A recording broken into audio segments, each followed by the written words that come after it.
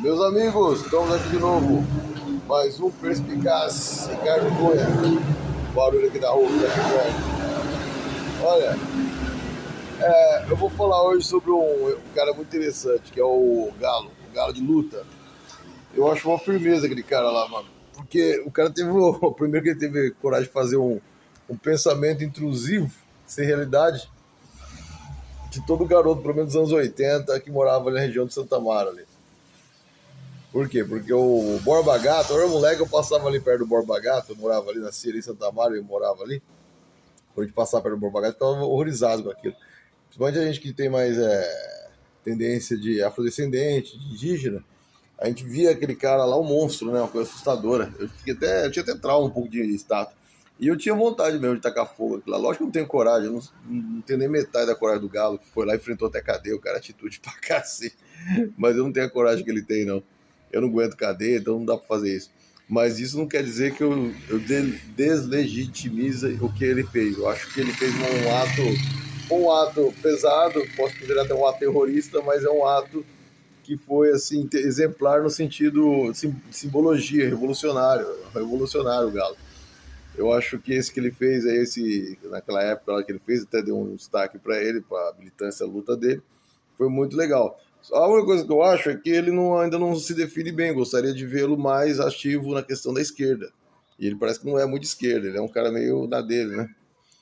Mas eu não acho que isso seja ruim para ele, não. Eu acho que só apenas que é isso que eu gostaria. Eu acho que ele seria uma pessoa muito legal, porque a esquerda tem várias facetas.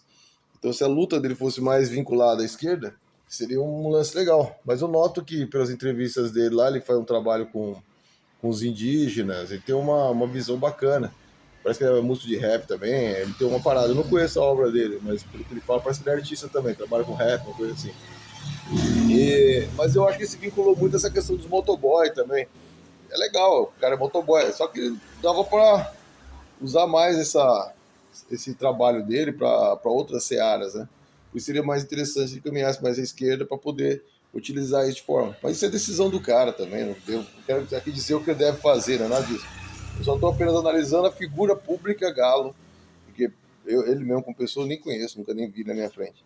Só estou analisando ele como pessoa pública, estou falando da pessoa pública que ele se tornou como um dos últimos revolucionários brasileiros aí cometer esses atos. Me fez lembrar até do Marquito, que era um braço direito do Marighella. Eu tinha um projeto de cinema, foi um filme do Marquito, que acabou não dando certo.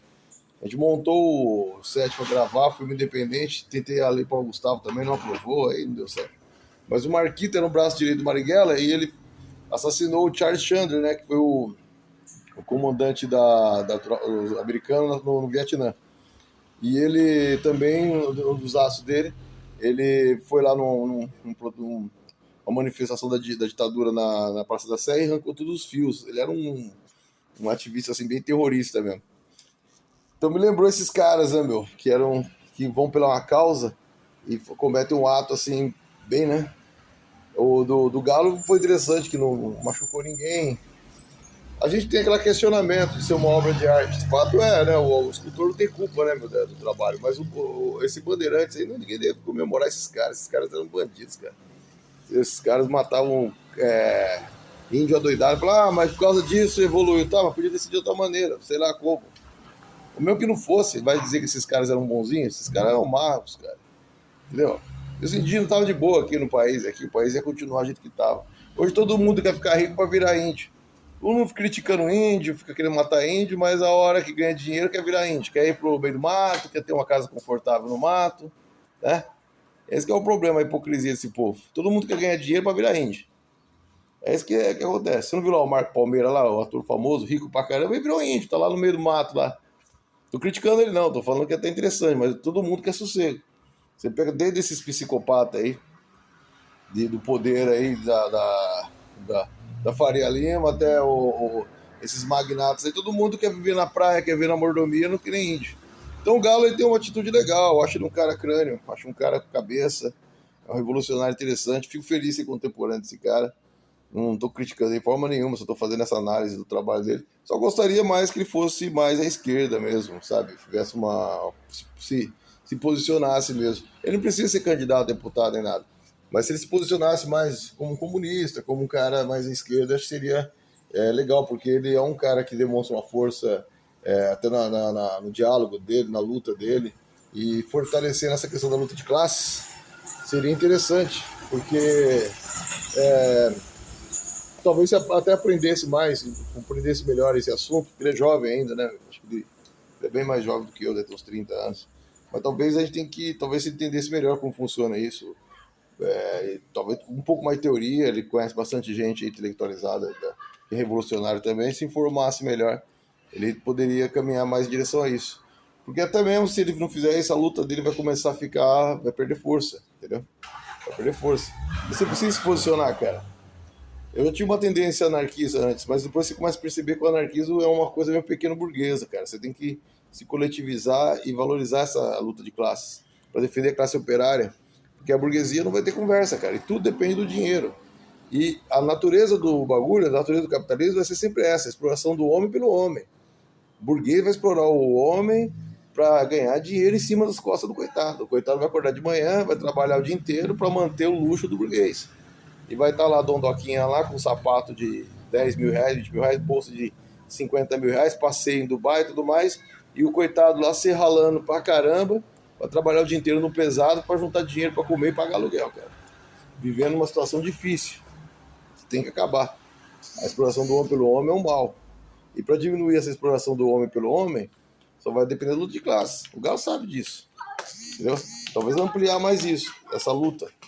Se ele ampliasse isso e caminhasse mais em direção dessa contradição que é a luta de classe, da classe operária com a burguesia, vai ficar um negócio muito mais interessante. E ele é uma liderança, acabou sendo uma liderança. Hoje ele é ouvido por uma banca de gente. É um cara que tem publicidade, é respeitado. Já vi ele com o João Gordo, já vi ele com uma par de gente aí nos podcasts aí, com Três Irmãos, uma par de gente. Então seria esse lance. Mas de todo modo, ele é um herói pra mim, cara, porque ele destruiu aquela estátua horrorosa quando eu era moleque. Inclusive meus amigos da escola também pensavam isso, destruir aquela estátua daquele Borba Gato assustador. Era um pensamento intrusivo que a gente tinha, cara. Acho que muita gente tem isso aí, cara. Eu tenho certeza absoluta. Eu vou conversar com os primos meus e perguntar isso. Mas muita gente tinha esse negócio. E de repente foi um cara lá, um ato heróico, que foi lá e tacou fogo aqui, Borba Gato maldito. Eu achei o Galo genial. É isso aí, pessoal. Mais um episódio do Perspicaz Ricardo Cunha. Que puder dar uma força aí, se inscreve no canal, que sempre vou estar gravando uma coisinha aí, conversando. E também outras coisas que estão por aí. Ouçam minhas músicas. 30 anos que eu faço de carreira esse ano. Aí tem bastante coisa no meu canal que vocês podem conferir e curtir melhor o meu trabalho. Beleza, turma? Olha, agora eu vou dar um tempo. Gravei 7 vídeos, eu também tenho outras coisas pra fazer, então não vai dar pra gravando muito. Vai dar uma conferida nos demais aí, também na minha série aí de 30 anos, explicando um pouco da minha carreira e do meu trabalho. Falou, turma. Um abraço.